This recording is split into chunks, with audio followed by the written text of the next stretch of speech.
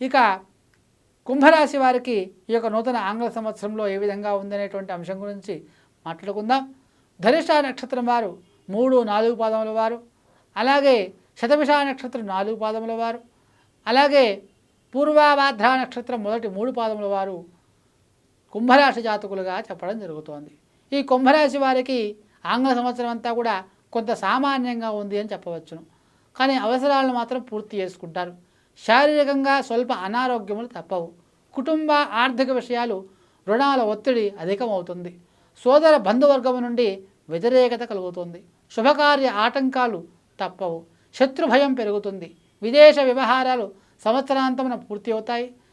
విదేశీ వ్యవహారములు సంవత్సర అంతములు అంటే చివరిలో పూర్తవుతాయి. భాగస్వామ్య వ్యాపారాలలో సొంత ఆలోచనలతో ముందుకు సాగడం మంచిది. వృత్తి ఉద్యోగమునందు సామాన్యంగా ఉన్నను పేరు సంపాదిస్తారు. క్రయ విక్రయాలలో చాలా శ్రద్ధ అవసరం. వ్యవసాయదారులకు కొత్త పంటలు లాభించి ఆదాయం చేకూరుతుంది. విద్యార్థులకు ఉన్నత విద్య కొరకు ఎక్కువ ధనాన్ని ఖర్చు చేయవలసి వస్తుంది. కొన్ని రంగముల వారికి అనుకూలంగా ఉన్నది. ఈ రాశి స్త్రీలకు సామాన్యంగా ఉంది. ఆరోగ్య విషయంలో శ్రద్ధ చాలా అవసరం. ప్రభుత్వ సహాయ సహకారములు అందుతాయి. శని స్తోత్ర పారాయణం చేయడం ఈ యొక్క రాశి వారికి ఎంతో మేలు చేస్తుంది.